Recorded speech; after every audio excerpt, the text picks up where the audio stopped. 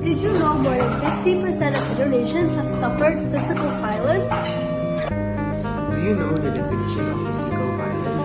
Physical abuse is when you cause harm or pain to another person's physical being.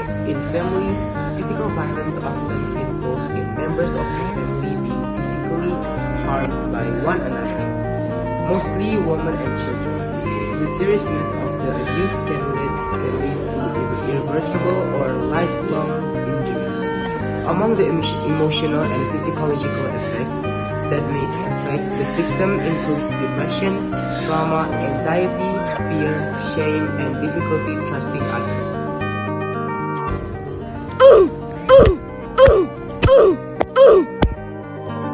Case of physical violence in Indonesia.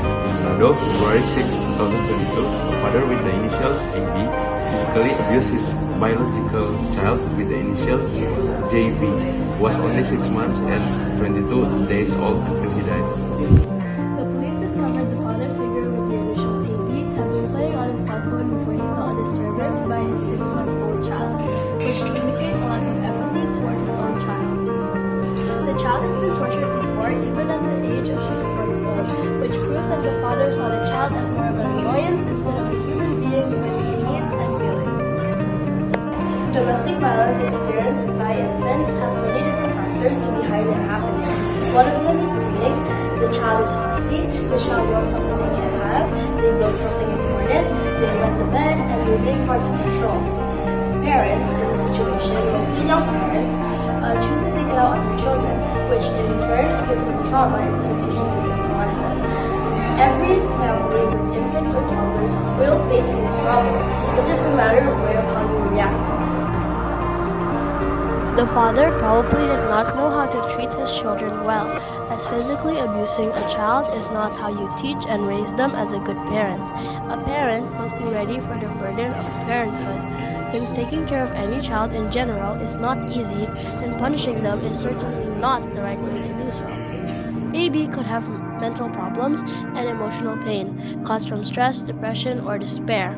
These feelings lead to the impact of the parents having no empathy, thus causing emotional harm.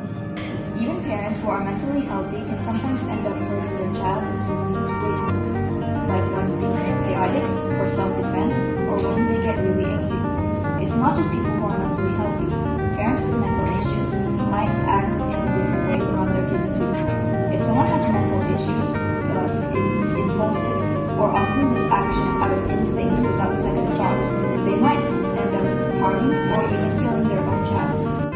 Any child who goes through this type of abuse would likely experience childhood trauma, which causes them to never feel loved, fear their parents a lot, and develop major trust issues to anyone in any point of their life, which makes it nearly impossible for the family to maintain a good relationship if this abuse continues happening. This physically causes irreversible pain, such as broken bones or bleeding, which could lead to major health problems if the child made it out alive, as the child could be disabled the rest of their life. Other than that, the child would lose spiritual faith due to the trauma that they've experienced from this family. He was then arrested by officers several hours after the incident. At the hospital, he was sentenced to prison for 15 years according to the regulation of the Constitution.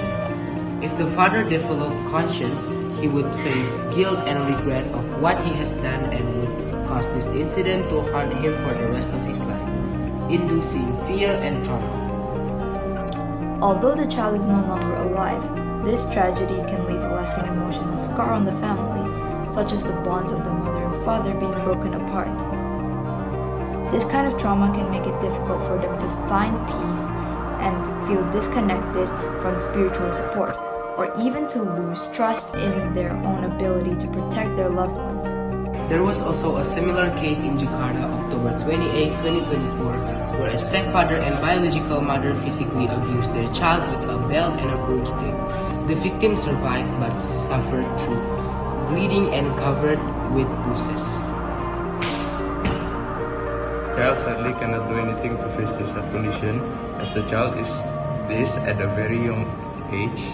The only thing that could help if is if the father or parent finds a way to change their ways of relieving stress or anger that was compiled through games. However, if the child is more mature, they could try seeking help from others so that their parents can understand the damage of their actions. The child should seek help from a trusted friend, different family member, or members from a professional organization for victims of abuse. If the child can get help, they should go to a therapist to overcome their past traumas.